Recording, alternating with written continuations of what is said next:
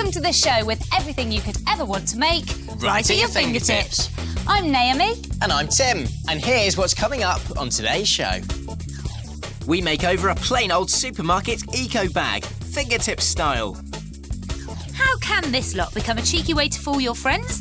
Find out in today's 1 Minute Make. And in Food Fingertips, we show you how to really impress your mates with the ultimate in gourmet picnic grub. And for details of lots of great fingertips makes, you can check out our website. Address at the end of the show. But first, the Fingertips treasure chest. It looks great, costs pennies to make, and has a hidden compartment to stash your secrets.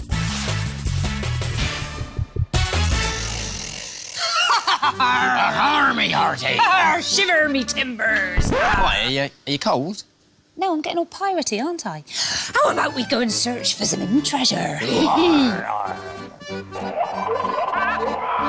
Oh, I've found the treasure chest. Oh, and so have I.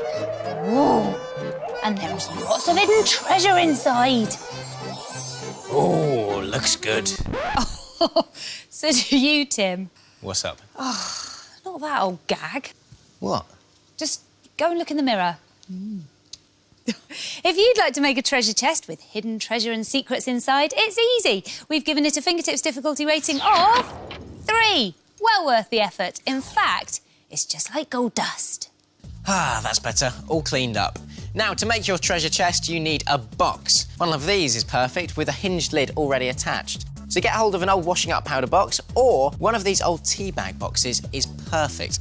Start by snipping off this extra flap at the front here, so you'll end up with something that looks like this.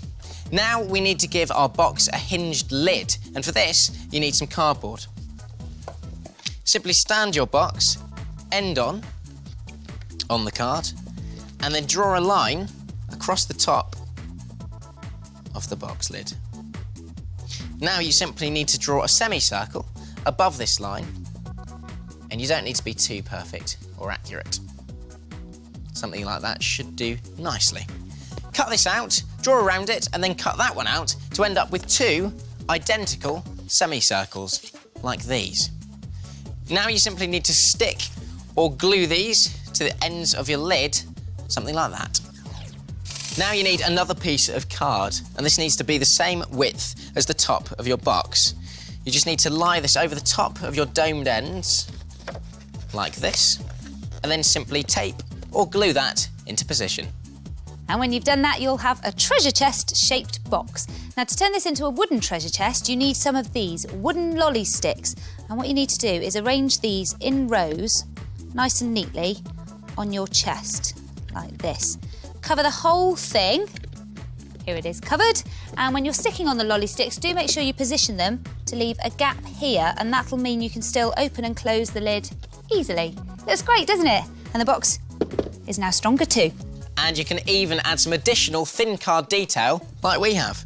Next, to make your secret layer, you need to glue some lolly sticks into position about 2 or 3 centimetres down from the top of your box on the inside. Now you need to get yourself some cardboard box card and cut it so it's about the same size as the base of your box, but make it slightly smaller so it'll fit neatly inside. You may also notice that we've removed this section here, just to help when removing it from the box. Now just sit it on top of the lolly sticks, in position, like so, and there you have your very own decoy layer, so you can hide all your secrets underneath. And now to make it look even more like a wooden treasure chest, paint it inside and out with dark brown paint. And then add even more details. Check this out. How about some silver corners? Or you could put on a few gems and a lock. And what about giving the whole thing a bit of a dusty effect by rubbing in some chalk dust? And then on that false piece of card, you need to add some chocolate coin wrappers. So now you're ready to hide all your secrets. Just before you do that... Oh, yeah? Oh, what's on that? I will never reveal. Ooh. OK, pop it in there. And we'll cover it up with a decoy layer of treasure. And there you have your finished treasure chest, specially made to keep your secrets or even your real money hidden. And you can make all sorts of different designs. Check out this bountiful bunch. What about this tiny treasure chest made from a smaller box with an eerie skull on the side? Or here's a pink fluffy one with a false compartment cunningly disguised as makeup. Or how about this huge treasure chest, hiding lots of hidden secrets, made from an old shoebox? Yeah, so why not make a fingertips treasure chest? OK, me hearties. Arr!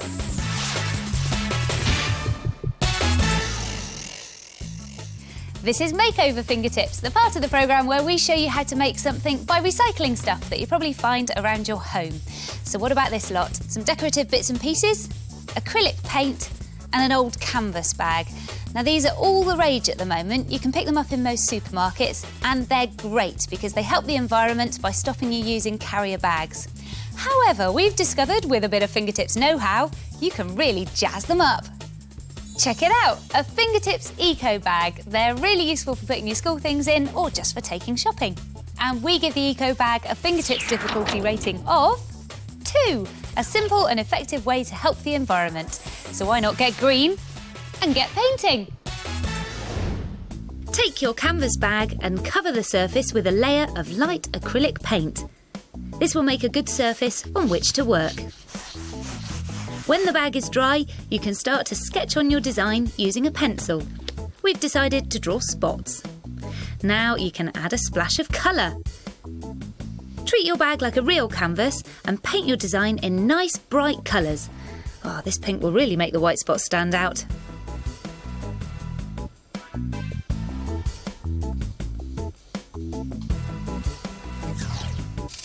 And when it's finished, it'll look like this. Oh, it's great, isn't it?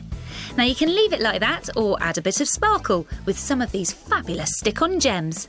Just glue them in position wherever you like. And when you're finished, it should look something a bit like this, and you can impress your friends with your very own personalised eco bag. We've added a bit of 3D paint, some glitter glue, and finished it off with a faux fur trim. And there are all sorts of designs you can do. Have a look at these. How about a sensational space scene? Or beautiful beach bag? A plundering pirate ship? Or a slithering snake? Brilliant, aren't they? So have a go yourself. Use your fingertips to help the environment and create a fashionable fingertips eco bag.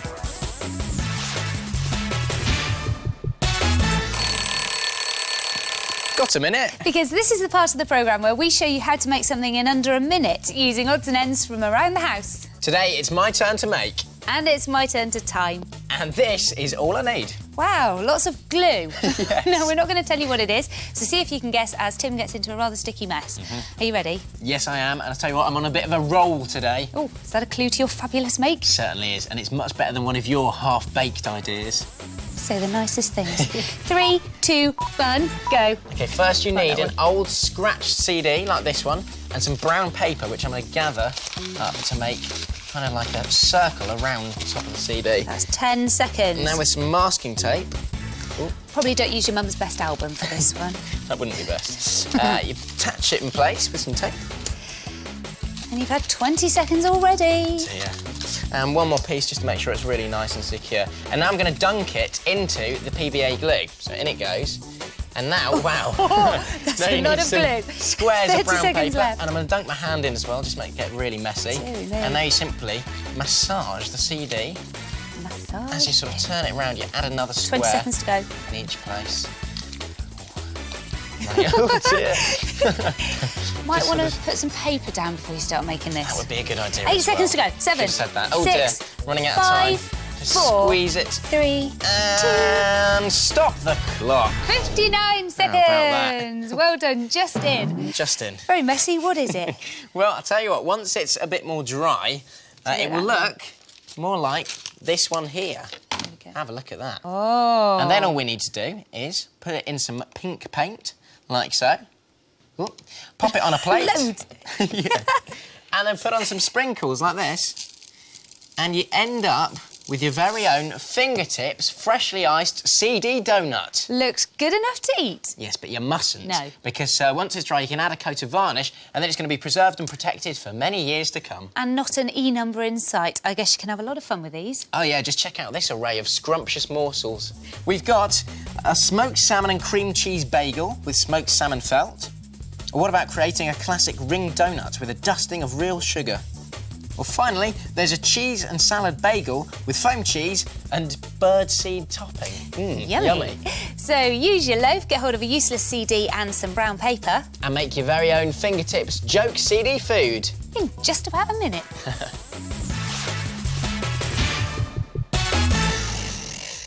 This is Food Fingertips, the part of the programme where we show you food that's fun to make and great to taste. And today, we're going to be making this wholemeal loaf. I don't mean to be picky, Tim, but that looks like a bog-standard white loaf to me. Aha! Well, I can assure you it is indeed a wholemeal loaf, and that's because it contains a wholemeal on the inside. Oh, crumbs! That looks delicious. Not only does it taste really scrumptious, it makes a delicious accompaniment for any picnic. Oh, I need to make one. And these are so easy to make. We've given them a fingertips difficulty rating of just 1. So, no excuse not to rise to the occasion and use your loaf. You will need a loaf, white or brown, some butter, soft cheese and peanut butter, boiled eggs, mayonnaise or salad cream, and salady stuff. To get going, first wash your fingertips and then carefully slice the top off your loaf, like on this one. Then you need to hollow out the innards by pulling out all this bread inside. You'll see it's hollow in there. Next, we need to spread some butter around the lid and also around the inside of the loaf. Now, the general idea with this is to fill up your loaf with things that you like to eat in a sandwich, and you need to do layers of food. So next I'm going to do some peanut butter, I think, because I like that. So again, spread a little bit on the lid and around the inside. And you could use a spoon to help you spread it around the inside of the loaf. Oh, it's looking good already. Then perhaps some lettuce. Put in a few slices of lettuce and some sliced tomato, perhaps a bit of cheese. And you could even boil some eggs, just let them cool and peel them. Here they are. But don't put those in yet. Now you need to make a kind of cheesy paste to hold those eggs in place. Start with a spoonful of cream cheese, and to this you need to add another spoonful of mayonnaise. Just plop it in there like that. Lovely. Now you need a spoonful of cottage cheese. Add that to your bowl as well. It smells very interesting. And now you can add some cubes of cucumber as well. Yummy. Now just mix all of these ingredients together to form a really nice mixture. Oh, that's looking great. And now you just need to add this to your loaf. So just pop it inside with your spoon and spread it nice and thick. That's perfect. Now you can just put your eggs inside, one in the front and one at the back. And now just add a bit more of your mixture around the eggs to keep them in place. When that's done, you can just about see them in there. The eggs are completely surrounded. So now put a few more layers on top until the loaf is full. So a little bit more lettuce, maybe some more tomato, and perhaps even some slices of wafer-thin ham until the loaf is full.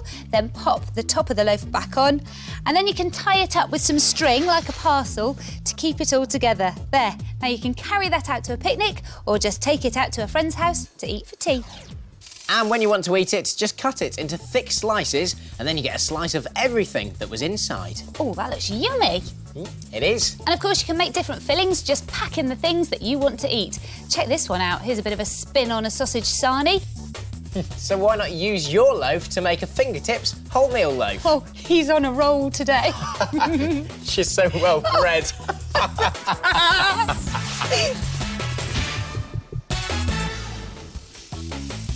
That's it for today. Don't forget to check out the Fingertips website. The address is on the screen right now. And we'll see you again very soon for more Fingertips. See ya. Bye.